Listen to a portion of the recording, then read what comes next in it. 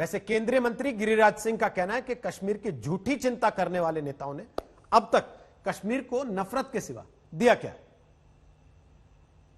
मैं आज 1 साल से भी ज्यादा अरसे के बाद रिहा हुई हूं।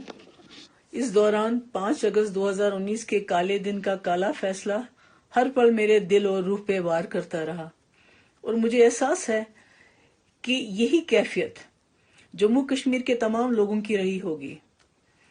हम में से कोई भी शख्स उस दिन की डाकाजनी और बेइज्जती को कतई भूल नहीं सकता। अब हम सबको इस बात का इरादा करना होगा कि जो दिल्ली दरबार ने 5 अगस्त को गैर आईनी, गैर जमहूरी, गैर कानूनी तरीके से हमसे छीन लिया, उसे वापस लेना होगा। ये दोनों से मैं पूछना चाहता हूं कि नफरत की बीज बोते बोते 70 साल तक आपने कश्मीर को दिया किया, केवल नफरत के सिवा कुछ नहीं दिया। आज अगर एक छोटी सी अवधि में वहां चुनाव हुआ, वहां विकास हो रहे हैं, वहां का एलजी 4 किलोमीटर मनोज सिन्हा पहाड़ पे जाकर के लोगों से मिल रहे हैं जो आज तक कोई मुख्यमंत्री नहीं किया।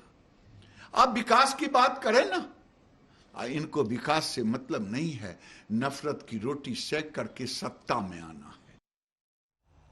बीजेपी के नेता रविंद्र रैना का कहना है कि गुपकार समझौता देशद्रोहियों का समझौता है। गुपकार डिक्लेरेशन पे दस्तखत करने वाले जो पार्टी हैं और जो लीडर हैं, उन सबको कल जनाब फारूक साहब 4 बजे दावत देंगे। उस मीटिंग में महबूबा मुफ्ती साहिबा ने भी आज कहा है कि वो उस मीटिंग में शामिल होंगे।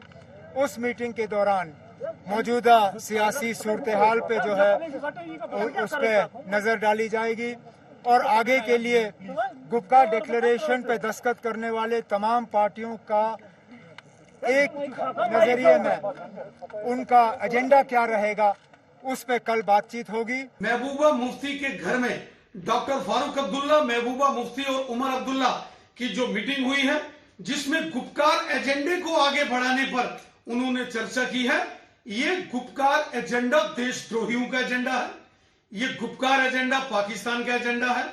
जम्मू कश्मीर की जनता का इस गुपकार एजेंडे से कोई लेना देना नहीं है। जम्मू कश्मीर की जनता ने पहले ही इस गुपकार एजेंडे को कूड़ेदान में फेंक दिया है। ये अपने आप को बचाने के लिए, अपने पापों को छिपाने के लिए इस प्रकार का षड्यंत्र कर रहे हैं।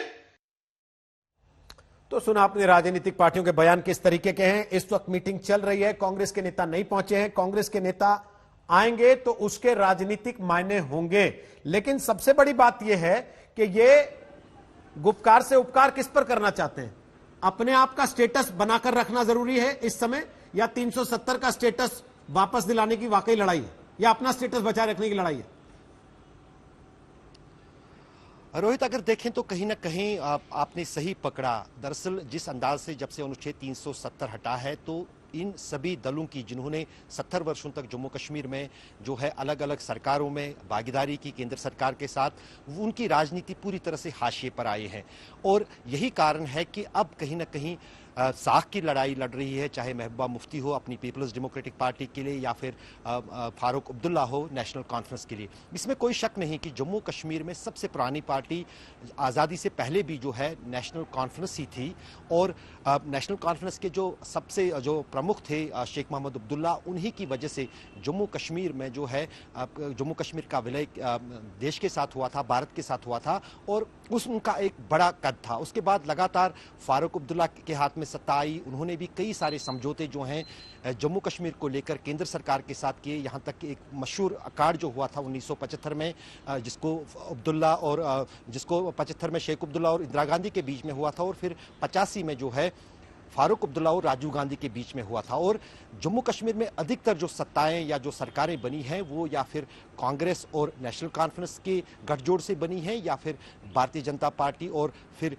या तो नेशनल कॉन्फ्रेंस या फिर पीडीपी के गठजोड़ से बनी है। तो जाहिर है कि अब जिस अंदाज से अनुच्छेद 370 हटने के बाद इन दोनों पार्टियों की राजनीति जो है वो हाशिए पे आई है। जी। यहां तक कि उमर अब्दुल्ला जो कि भूतपूर्व मुख्यमंत्री हैं, उन्होंने ये भी कहा था कि यूनियन टेरिटरी का मुख्यमंत्री बनने से बेहतर तो सिपाही बनना है, क्योंकि उसके कोई अधिकार नहीं होते हैं। जी। जाहिर है कि एक तरह से एक दबाव है और कहीं ना कहीं जो है अपनी राजनीति को बचाने की कोशिश है। बहुत बहुत शुक्रिया।